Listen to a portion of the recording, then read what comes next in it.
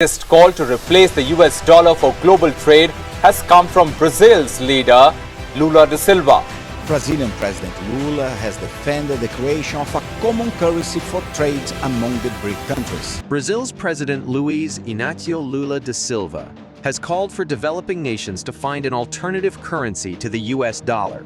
This move comes amidst growing de-dollarization rhetoric from leaders of BRICS countries. In today's video, we will analyze this news, discuss the potential consequences of such a move, and understand why it's unlikely to happen. Before we dive into the video, we encourage you to subscribe to our channel, turn on notification, and give the video a thumbs up. Now let's dive in. The US dollar has been the world's reserve currency since the end of World War II.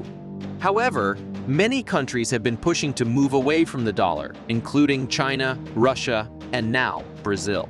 These countries believe that the dollar's central role in global trade is detrimental to their economies, and that there should be an alternative currency to transact in. Brazil's president's call for an alternative currency. During a speech made during this week's state trip to China, Brazil's President Luiz Inácio Lula da Silva called for developing nations to find an alternative currency to the US dollar.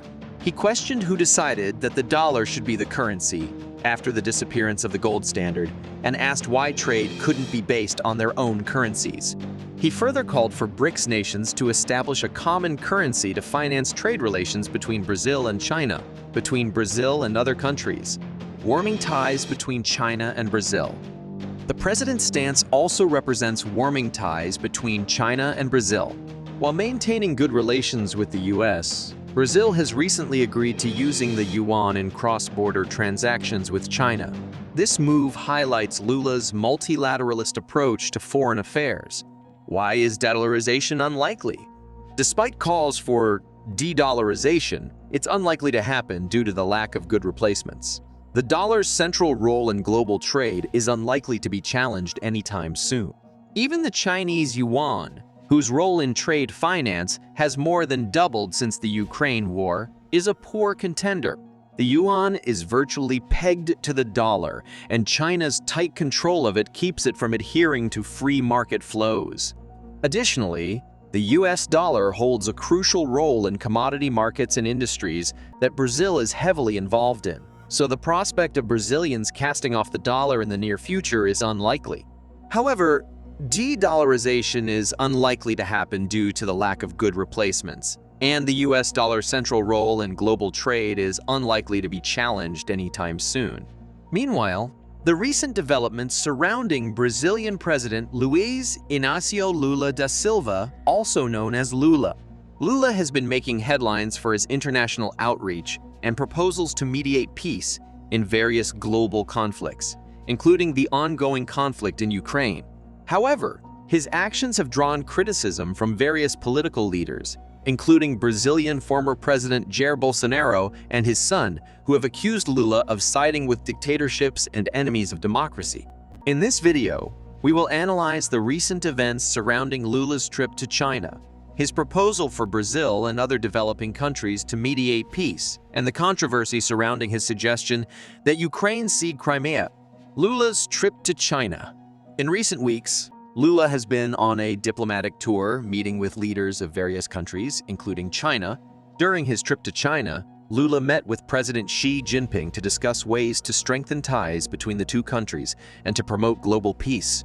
According to Chinese state broadcaster CCTV, the talks touched on the conflict in Ukraine, with the leaders agreeing on the need for a negotiated settlement. Lula's trip to China marks a significant contrast with his low-key visit to Washington, where he met with US President Joe Biden in February. While the trip to Washington did not produce the hoped-for financial pledge for Brazil's Amazon fund, Lula's outreach to China has been seen as an attempt to provide leverage against Europe. According to Oliver Stewinkel, a political scientist from the Getulio Vargas Foundation University and think tank, this approach with China might actually make Europeans keener to make an agreement with Brazil so they don't lose even more market share to China in South America. In July of 2022, Brazil's National Statistics Institute released a report stating that the country had lost 1 million industrial jobs over the past decade, which is a decline of 11.6%. This is a significant drop, considering that the industrial sector represented only 18.9% of Brazil's GDP in 2021, down from 38% 3 decades earlier. However, things are changing, and Brazil's President Lula, who recently visited China, spoke to journalists before leaving the country, stating that Brazil's relationship with China is going beyond the phase of commodity exports. He emphasized the need to promote a digital revolution in Brazil and visited the headquarters of the Chinese telecommunications company Huawei to explore this possibility. For years, Brazil has been a significant exporter of raw materials, and China has been a major consumer of them. China surpassed the US as Brazil's biggest export market in 2009, and every year, they purchase tens of billions of dollars of soybeans, beef, iron ore, poultry, pulp, sugarcane, cotton, and crude oil. But now, with Lula's push for a digital revolution, the relationship between the two countries is evolving.